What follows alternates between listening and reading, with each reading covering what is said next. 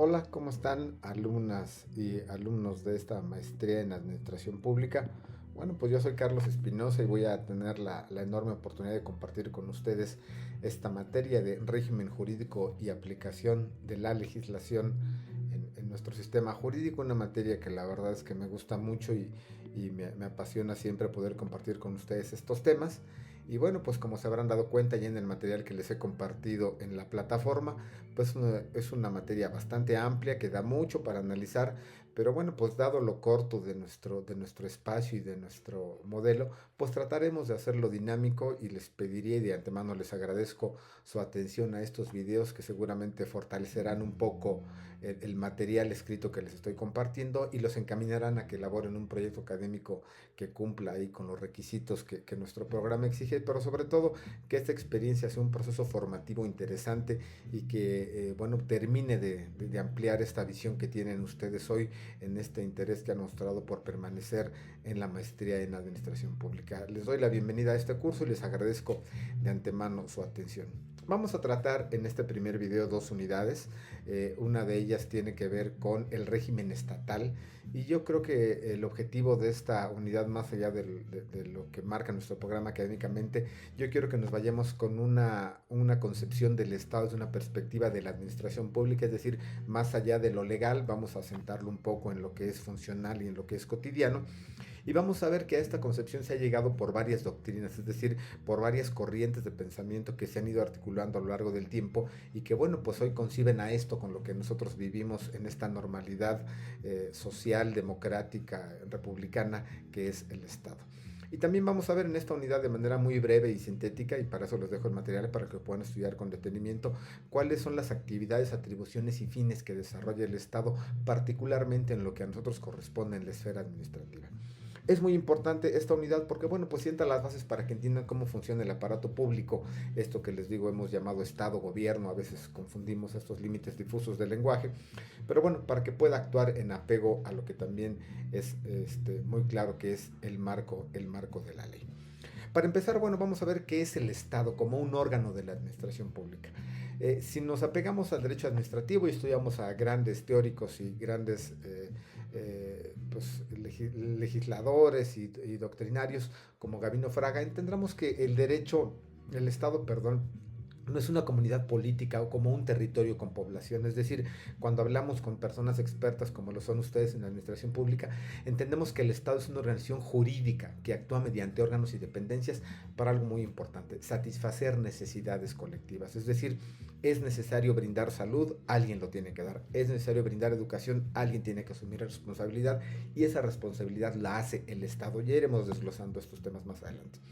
Sin embargo, creo que hay, y así se los estoy incluyendo en el material que les comparto, una definición operativa, es decir, algo que tenemos que conceptualizar en nuestro intelecto, en nuestro acervo de conocimientos, para que hablemos de lo mismo. Es decir, para que cuando yo me refiera a Estado y ustedes se refieran a Estado, tanto en la clase como en sus textos, hablemos de lo mismo, entendamos que el Estado es una persona jurídica soberana que ejerce funciones a través de diversos órganos administrativos, los cuales actúan conforme a la ley, con facultades delimitadas y bajo el principio de legalidad.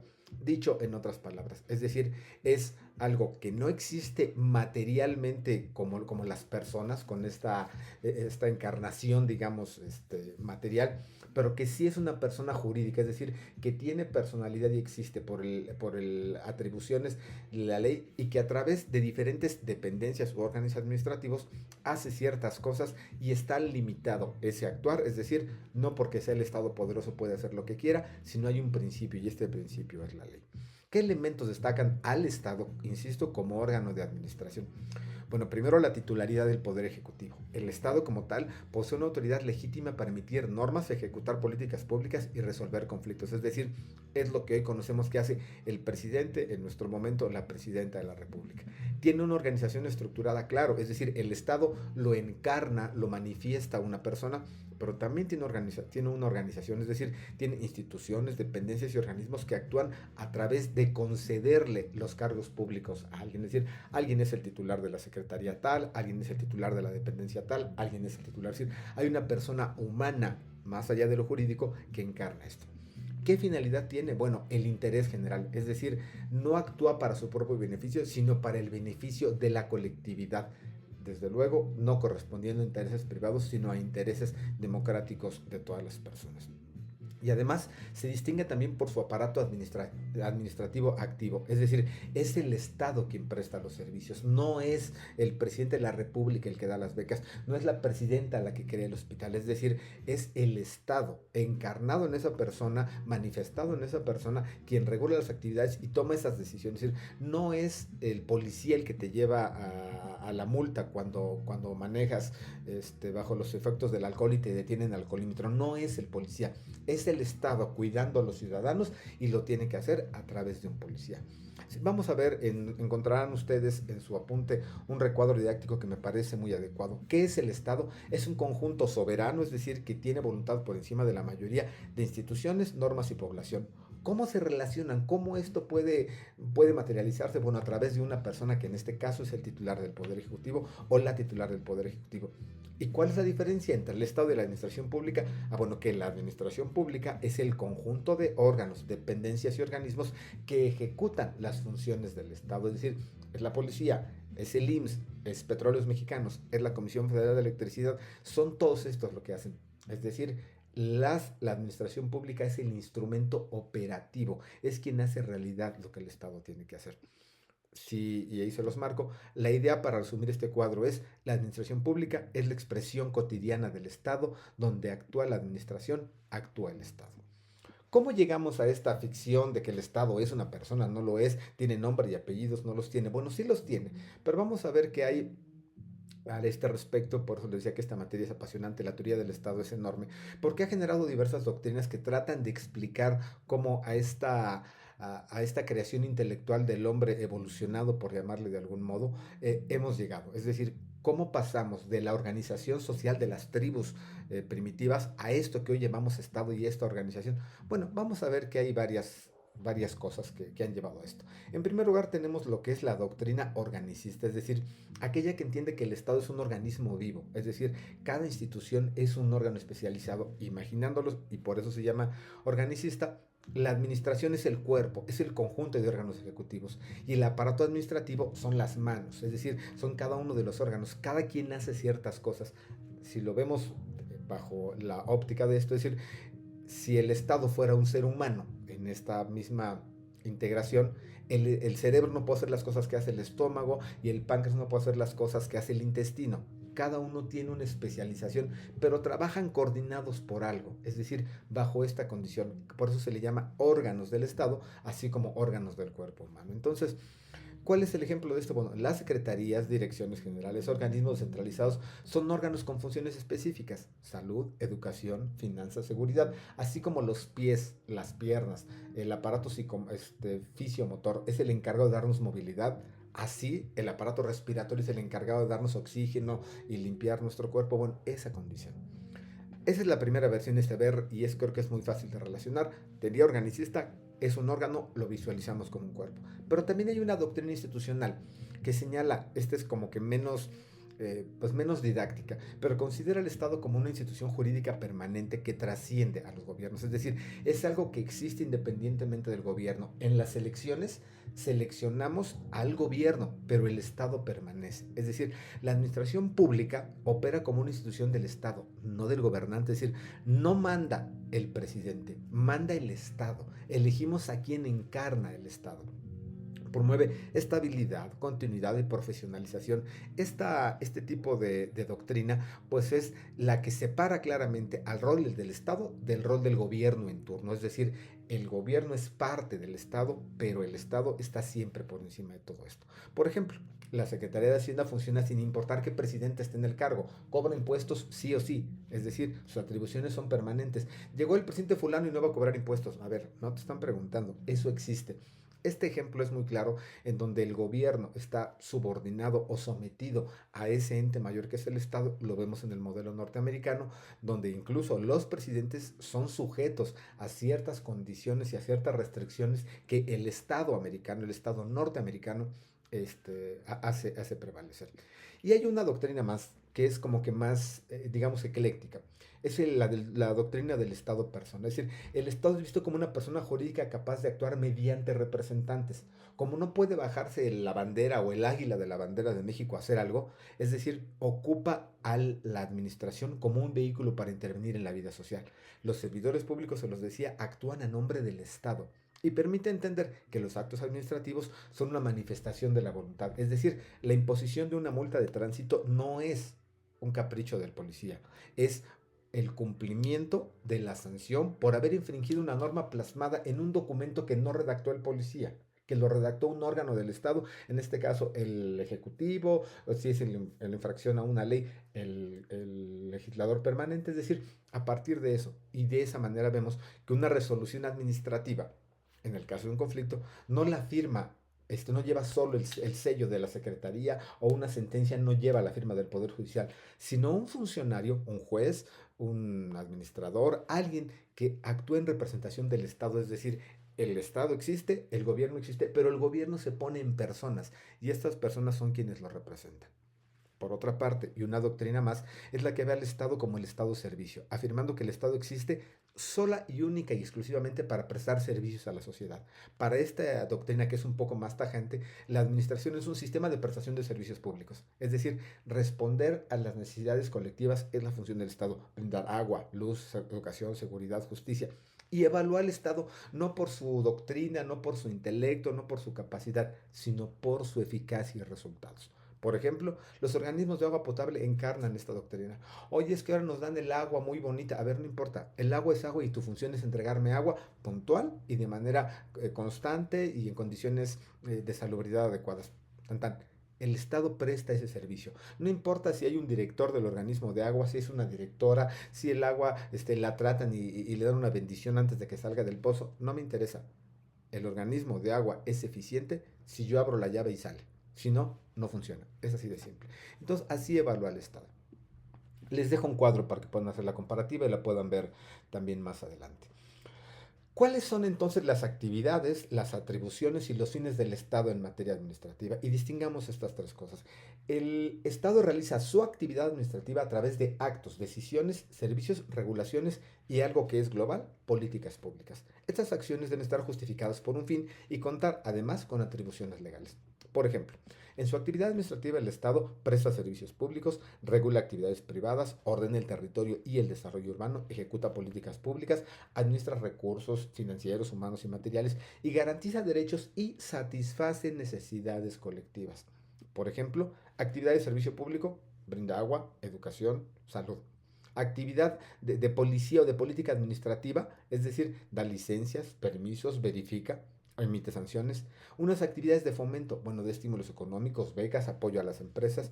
Y una actividad de gestión, hay una administración interna, es decir, el gobierno es un monstruo que consume recursos de manera eficiente o ineficiente, no es el caso de pero sí alguien tiene que pagarle para que alguien barra las calles, para que alguien ofrezca el servicio de policía. Eso está englobado en algo. Entonces, estas son las actividades que podíamos clasificar. Hay tantas clasificaciones como clasificadores existan, pero creo que esta engloba adecuadamente lo que estamos queriendo transmitir. Segundo, ¿cuál es la atribución del Estado? Es decir, no basta que el Estado quiera hacer algo o pueda hacerlo. Requiere atribuciones, es decir, facultades específicamente y expresamente plasmadas en normas. Ningún órgano, ninguno, puede actuar sin fundamento de ley. Eso es lo que los abogados llamamos el principio de legalidad. ¿Y esto de dónde deriva? Bueno, es además muy vapuleado, muy dicho. Deriva de la Constitución, de las leyes, los reglamentos, los estatutos, manuales y ya más hacia abajo de acuerdos o otro tipo de ordenamientos legales. Por ejemplo, si yo hoy quiero construir aquí en mi casa un edificio, bueno, solamente me pueden permitir hacer un edificio si el, el uso del suelo lo permite. Es decir, si hay un reglamento que permite que yo pueda construir. Yo no puedo construir abajo de una torre de la Comisión Federal de Electricidad. El uso del suelo allí está restringido a 3 niveles. Oye, pero yo quiero un edificio de 10 porque tengo mucho dinero y lo quiero construir. Pues mucho gusto. Pero a alguien le dieron la facultad de regular eso. Y yo no puedo hacer lo que quiera y tampoco que alguien puede castigarme. Es decir, tiene que haber especificidad en quién tiene que hacer cada cosa. Y aquí pasamos a lo que son los fines del Estado en la esfera administrativa. Es decir, el Estado no actúa en capricho, aunque a veces sucede, de las personas, sino debe actuar en función siempre de fines públicos, es decir, del bienestar y del bien de la colectividad. Entre los más relevantes encontramos esta palabra que además ha sido tan pervertida y tan prostituida en los últimos días, el bienestar general. Debe actuar en pro de la seguridad pública, del orden y el desarrollo social y humano, en pro de la equidad y la justicia en el acceso a los servicios, que todos tengamos acceso a los servicios básicos. Otra cosa muy pervertida y muy prostituida, la protección de los derechos humanos, la satisfacción de las necesidades colectivas y algo que hemos dejado de lado, pero que no deja de ser importante y al contrario creo que debe tener una prevalencia superior, la sostenibilidad ambiental. ¿Cuál es la idea clave de estas tres cosas que acabamos de señalar? Que la administración pública no actúa para beneficiar a personas específicas, sino para alcanzar metas de interés general. ¿Cómo podríamos resumir así este compendio express que acabamos de hacer de la unidad 1? En primer lugar, el Estado es una organización jurídica, requiere un marco de ley, que actúa mediante órganos administrativos. Ya le podemos poner los nombres o los ejemplos que queramos. Existen, en segundo término, diferentes doctrinas que explican cómo es el Estado y la administración pública, cómo tienen una relación. Tercero, las actividades deben tener atribuciones legales claras y fines públicos. Es decir, el Estado no hace lo que quiere porque quiere solo porque tenga el poder, sino que debe tener un marco claro para saber qué puede hacer y quién lo puede hacer a través de qué dependencia. Con estos conceptos vamos a entender las unidades siguientes. Además, vamos a ver cómo la aplicación de leyes y el principio de legalidad son fundamentales en la elaboración de los actos administrativos. Pasando a nuestra unidad 2, me parece que es muy importante que entendamos los siguientes conceptos. ¿Qué quiero en esta unidad o de este video que explica la unidad 2? Primero que entendamos exactamente qué es la administración pública. Ya vimos que es diferente del Estado. El Estado es una cosa y la administración pública es otra. ¿Cómo se estructura la administración pública? Vamos a ver que hay diferentes versiones, diferentes tipos, diferentes especies de administración pública. Vamos a ver entre estas qué son las empresas paraestatales y por qué existen y cuál es su papel dentro de la función pública. Después vamos a ver la función pública como una actividad muy específica del Estado, algo que no hacen los particulares y que solo puede hacer el Estado. Y algo que es muy importante y que además es una de las otras características de la democracia moderna, cómo la participación ciudadana puede tener injerencia, es decir, ya no solamente a través de la voluntad de quienes eligieron al gobernante y después el gobernante hace lo que quiere, no, sino cómo la ciudadanía puede participar en la administración pública federal. Esta unidad, a diferencia de lo anterior que vimos que es como que una nebulosa muy grande, esto sí vincula teoría y un fundamento práctico para que vean cómo es el Estado en la función administrativa. ¿Qué es la administración pública? Si ya nos separamos y entendimos que la administración pública se separa del Estado, que es como que una cosa muy grande, y el Estado tiene además a la administración pública, es el conjunto de dependencias, es cada renglón de esos que aparecen en el organigrama, organismos y entidades que ejecutan aquello que decide el Estado. Es el aparato operativo encargado de desarrollar políticas públicas, gestionar servicios y regular las actividades de quienes vivimos en sociedad. ¿Cuál es la definición de administración pública esencial y qué es clave para esta unidad? La administración pública es la organización administrativa del Estado encargada de ejecutar la ley, prestar servicios públicos y promover al mismo tiempo el desarrollo con base en las atribuciones jurídicas que les han sido específicamente conferidas. ¿Qué debe tener la administración pública? En primer lugar, legalidad. Actúa exclusivamente conforme a las facultades que le ha previsto la Constitución, las leyes y los reglamentos. Continuidad. No desaparece con el cambio de gobierno, es decir, funciona de manera permanente más allá de los cambios por periodos sexenales en México, cuatrianuales en Estados Unidos, trianuales en los municipios. Además, tiene una racionalidad organizativa, es decir, no es un bodrio, no es una cosa inconsciente, sino que tiene eh, una organización basada o visualizada a través de organigramas, manuales, condiciones específicas para operar. Y además tiene también, al igual que el Estado, es decir, como es una parte del Estado, no se puede separar de ello, tiene que orientar su actividad al bienestar general y a la satisfacción de las necesidades colectivas. Eso me parece que es muy importante.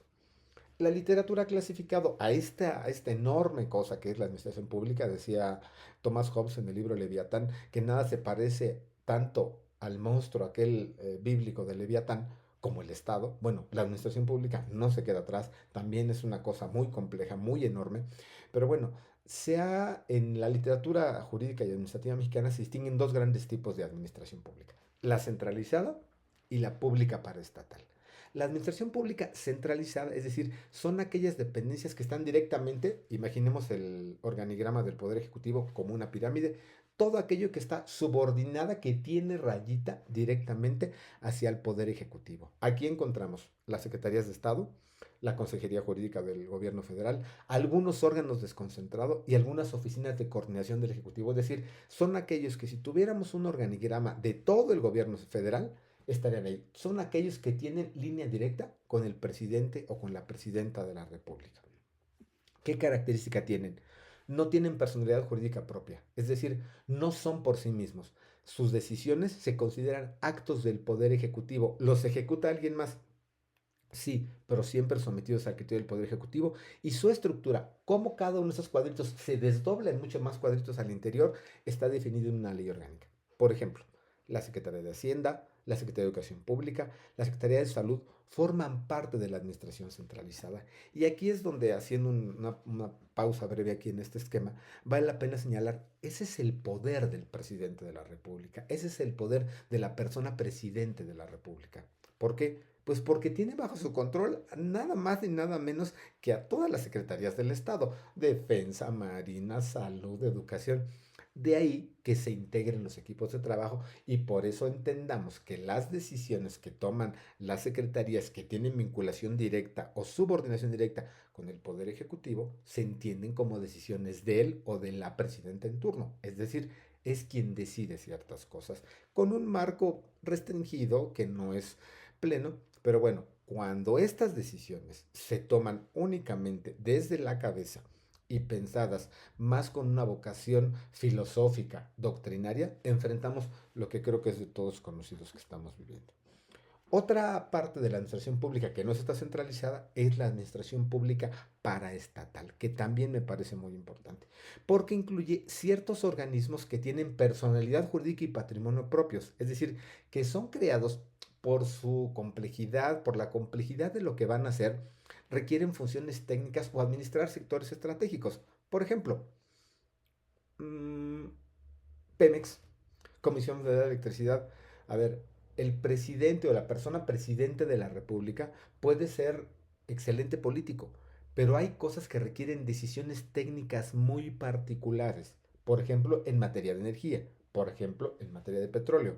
Alguien ahí de manera irresponsable y totalmente ofensiva para los fines y para incluso para el tema académico decía, bueno, es que para sacar petróleo hay que hacer un hoyo y chupárselo con un popote. Bueno, pues no es así, está sujeto a un montón de condiciones, incluso una vez extraído el petróleo, los mercados internacionales, la globalización, un montón de cosas requieren cierta especificación técnica que tiene que sobreponerse a la voluntad política. Por eso se crean estas empresas paraestatales, porque tienen una función muy particular dado lo complejo. Es decir, son entidades mayormente económicas que son propiedad del Estado, pero que están organizadas para desarrollar actividades productivas, comerciales o industriales que son estratégicas o prioritarias. Por ejemplo, tienen personalidad jurídica propia, es decir, no dependen para comprar o para vender o para hacer cosas de la firma de la persona presidente de la República. Pueden hacerlo de manera propia. Manejan un patrimonio distinto al del Ejecutivo, es decir, se les da cierta autonomía, cierta libertad. Y por ejemplo, además, como se rigen de manera diferente, tienen un marco legal aparte. Hay una ley que los crea, una ley que los regula y manuales que los conducen. Operan bajo criterios empresariales, algo que a lo que se resiste mucho el populismo. Es decir, no podemos dejar de ver que tienen que ser negocio, no son caridad, no están pensadas para dar un servicio gratuito, sino para ser productivas. Sin embargo, deben mantener siempre una responsabilidad pública. Por ejemplo, les digo, bueno, Pemex, Comisión Federal de Electricidad y algunos otros. ¿Por qué existen? Bueno, pues porque hay sectores donde el Estado debe mantener control estratégico, pero tampoco puede cerrarse a que es un mercado que en otros países o que en otras condiciones se maneja desde lo privado y por lo tanto tiene que buscar la competitividad. Aquí la reflexión sería, debemos tenerle menos miedo a las empresas competitivas y más miedo a la burocracia incompetente. Otro siguiente tema, el siguiente tema de nuestra unidad es la función pública, es decir, ¿qué es lo que hace el Estado a través de las personas servidoras públicas para cumplir con estos fines? Tomamos decisiones administrativas quienes hemos trabajado en el gobierno, ejecutamos las políticas públicas, prestamos los servicios, regulamos y supervisamos lo que sucede, damos atención a las personas y gestionamos los trámites. Es decir, llegamos al gobierno, es que llegó el gobierno, llegaron las personas. Eso que hace el gobierno es función pública.